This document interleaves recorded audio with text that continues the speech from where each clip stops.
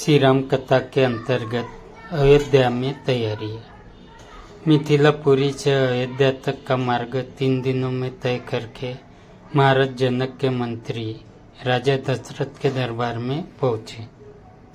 रत्न जटित सिंहासन पर विराजमान महाराज दशरथ का सादर अभिवादन करने के पश्चात मिथिला के मंत्री ने कहा, हे राजन, मिथिला नरेश ने आपका कुशल समाचार पूछा है और महर्षि विश्वामित्र की आज्ञा से उन्होंने आपके पास यह संदेश भेजा है कि समस्त संसार को ज्ञात है कि मिथिला के राजा जनक की पुत्री सीता अत्यंत रूपवती, लावण्यमयी एवं समस्त सद्गुण से संपन्न है।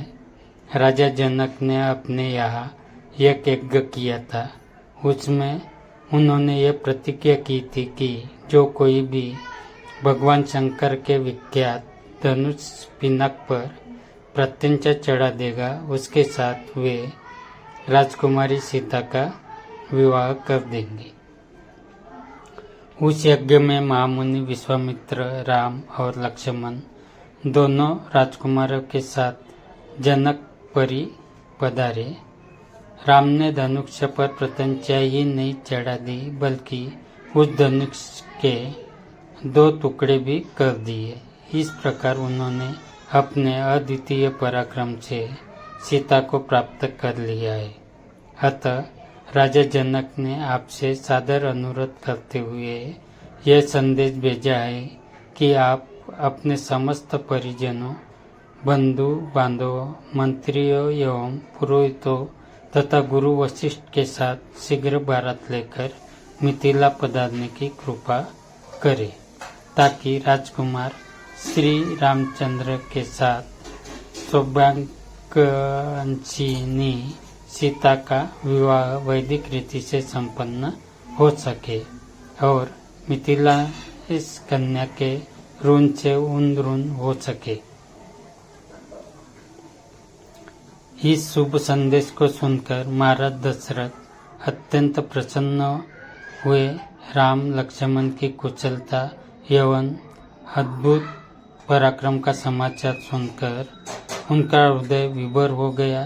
वे मंत्रियों से बोले, मंत्रीवर, हमारा हृदय राम और लक्ष्मण से मिलने के लिए बहुत व्याकुल हो रहा है। इसीलिए आप शीघ्र ही परिजनों एवं दरबार के सभासदों के साथ जनकपुरी चलने की व्यवस्था कीजिए। समस्त बंधु बांधवों, राज्य के प्रतिष्ठित सेठ, साहूकारों, विद्वानों आदि सबको भारत में चलने के लिए निमंत्रण पत्र भिजवाइए। सेनापति जी से कहिए कि वे शीघ्र चतुरंगिनी सेना को तैयार होने का आदेश दे। यदि संभव हो तो ऐसी व्यवस्था कीजिए कि हम सब लोग कल ही प्रस्थान कर सके, क्योंकि हमारे समधी मिथिला नरेश ने हमसे बहुत शीघ्र मिथिला पुरी पहुंचने का आग्रह किया है। साथ ही परम पूज्य राजगुरु वशिष्ठ जी, वामदेव, जाबाली, कश्यप, मार्कंडेय, महर्षि कात्यायन आदि ऋषि मुनियों से भी यह प्रार्थना करें कि वे कल प्रातःकाल ही हम लोगों के चलने से पहले ही जनकपुरी के लिए प्रस्थान कर जाए। इस बीच में हम तीनों महारानियों को यह शुभ समाचार देने के लिए जाते हैं। इतना कहकर राजा दशरथ ने मंत्रियों को आदेश दिया कि वे मिथिला से आए हुए अतिथियों का उचित सत्कार करें और उनके खान पान, ठहरने आदि का समुचित प्रबंध करें। इसके पश्चात वे स्वयं राजप्रसाद के अंतपुर में पहुंचे और तीनों रानियों को बुलाकर यह शुभ संवाद सुनाया। शीघ्र ही यह समाचार संपूर्ण अयोध्या नगरी में फैल गया। घर घर में मंगल गान होने लगे, नृत्य संगीत का आयोजन होने लगा।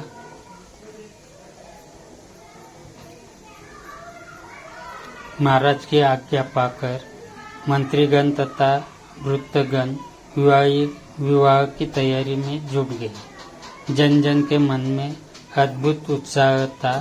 ऐसा प्रतीत होता था जैसे प्रत्येक व्यक्ति के भीतर विद्युत का संचार हो गया। सभी लोग अभूतपूर्व द्रुत गति से समस्त कार्यों को संपन्न कर रहे थे। अर्धरात्रि होते होते चलने की सारी तैयारियां पूर्ण हो गई और दूसरे दिन दल बल के साथ राजा दशरथ रवाना हो गए। 4 दिनों तक चलने के पश्चात भारत मिथिलापुरी पहुंची। यह ज्ञात होते ही अयोध्या नरेश ऋषि मुनियों, मंत्रियों, परिजनों एवं अपनी संपूर्ण मंडली के साथ नगर के निकट आ पहुँचे हैं।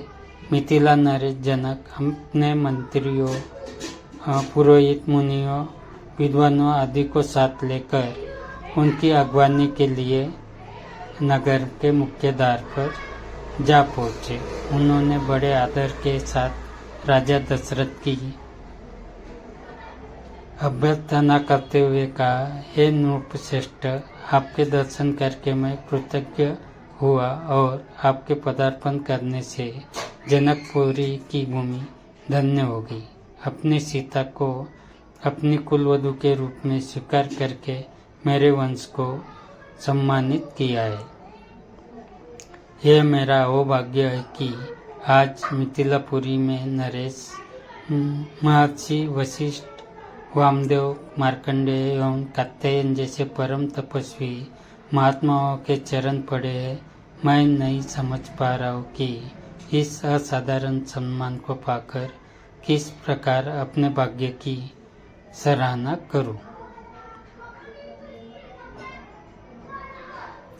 इस प्रकार समस्त आगत महानुभावों का सत्कार करके महाराज दशरथ को उनके साथ आए हुए ऋषि मुनियों, बंधु बांधवों, मंत्रियों एवं सैनिकों को जनवासे ठहरने की उचित व्यवस्था की।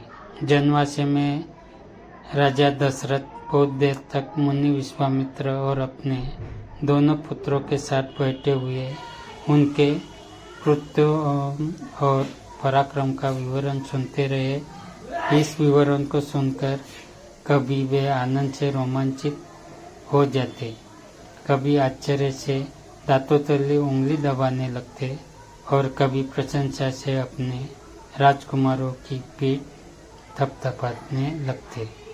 बातचीत करने के पश्चात भोजन आदि के से निवृत्त होकर वे विश्राम करने चले गए।